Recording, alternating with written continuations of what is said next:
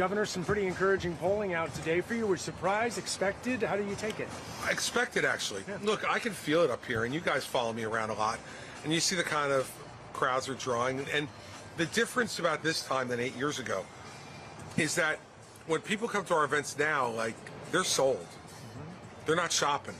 They're coming here and they want to hear for themselves again, kind of confirm the choice, and then go out and recruit other people to come. So look, I think this is a three-person race. I think that poll today makes it really evident that it's me, Nikki, and Trump that are going to be the main competitors in this race in New Hampshire. And I just believe as people listen more and more, they're going to want the person who's going to beat Donald Trump. And I think if you look at me and Nikki, who's the person best equipped to stand on that stage and take him on, and who's been willing to take him on already? And I think that's what those numbers reflect, is that people know I'm telling them the truth. I'm not trying to pretend to be something I'm not. And I think New Hampshire folks like genuineness. So I felt encouraged by it, but we got work to do. Look, that being said, I'm still 28 points behind Donald Trump, right? So not like we're breaking out the champagne. It's good progress, but we got a lot of work to do. But remember something.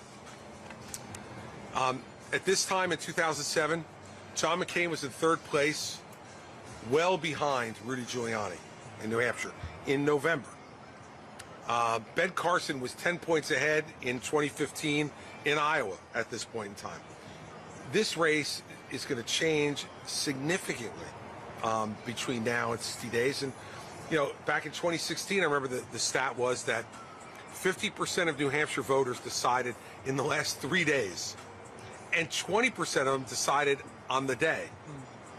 So anybody who wants to try to declare this race over in any way, in any direction, for Trump or for anybody else, they haven't been here before. So I'm encouraged.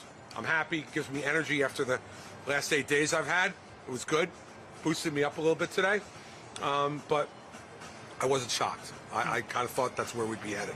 Governor, we saw a TikTok go viral, a TikTok trend go viral, touting Osama bin Laden's letter to America before 9/11 today. I know you've spoken a lot about this, but do you have a reaction to that happening? Yeah. And what would you do when you see these things in a Christie administration?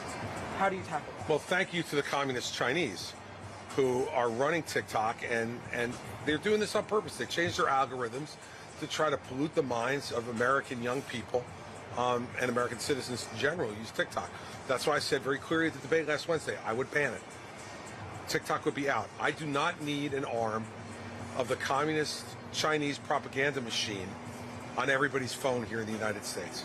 They're gathering information on us and using it, and they're pushing propaganda. Is there a way to put that genie back in the bottle with so many young kids relying on it for news and people already having it downloaded? Guess what? When it's gone, it's gone. That's it. If it's banned, it's going to be off your phone. What's going to happen? You're going to wake up in the morning, poof, the app is going to be gone. Or if you hit the app, you're not going to get anything. So, you know, now look, this does not make me popular, especially with my two younger children who use it. But they're 23 and 20, so they get to make their own calls. But in the end, I'm president, I'm getting rid of it. And the bin Laden letter is just the latest outrageous example as to why. Can you speak a little bit about your experience there in Israel, why you chose to go, and why it was important for a presidential candidate to be there? Well, I went to Israel because I think the only way you can make judgments as a presidential candidate is to actually see it for yourself. Mm-hmm. Secondly, I thought it was a really important symbol to have a Republican presidential candidate go over there. Now, President Biden went and showed solidarity, and I praise him for it. I think it was a good thing for the president to do. But I think we needed to go over there, and I got invited, and to me it was a no-brainer. When they invited me, I said, okay, let's just work out the date to get there. So, one, that's why I went. Two, as I said inside, it was both sad and infuriating. The trauma that the people of Israel are under is hard to explain. The best analogy I can make to you is 9/11. It really is. It feels that way to me.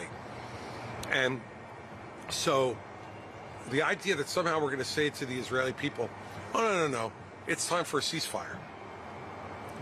I mean, I'm sorry, I just don't think they're going to buy it, nor should they. I went to kibbutz right on the 600 yards from the Gaza border that housed hundreds of people and was completely vacant now. I went into the home of a 24-year-old recently married couple. Both of them were murdered on October 7th. Blood still all over the place in the home. And I counted it, 140 bullet holes in their walls to kill 2 people. They're either really bad shots, but more likely really disturbed people doing it. And they didn't want to just murder the people in that home. They wanted to torture them and send a message. So I think for me, going over there is really important. I think everybody should go for both those reasons. 1, to learn, but also 2, to show solidarity with the country that's our greatest ally in the Middle East. And they need our support, and they've earned it. And, you know, they would have my complete support as president. So what do you say to Congress right now, who's not acting when it comes to relief, both with Israel and Ukraine? There's a big shock, right? Yeah, right. Congress not doing their job.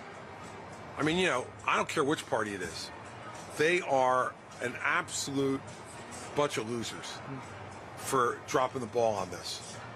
And they want us on the back because they, you know, didn't close the government and did it like a day in advance. Can't pat them on the back enough. It's outrageous. And the fact that Israelis, citizens are still waiting for a tangible sign of support from the United States is disgraceful. Governor Christie, you talk about being the only Republican willing to take on Trump. Do you worry that your identity as a candidate becomes the anti-Trump candidate, that overshadows the rest of your message? Well, it certainly is the most prominent part of my message in the beginning. But I think if you watch the debate Wednesday night, it really didn't come up. And I talked about TikTok, I talked about China, I talked about Ukraine, I talked about Israel, I talked about our educational system. So I think most people know that I have a lot more to say than that.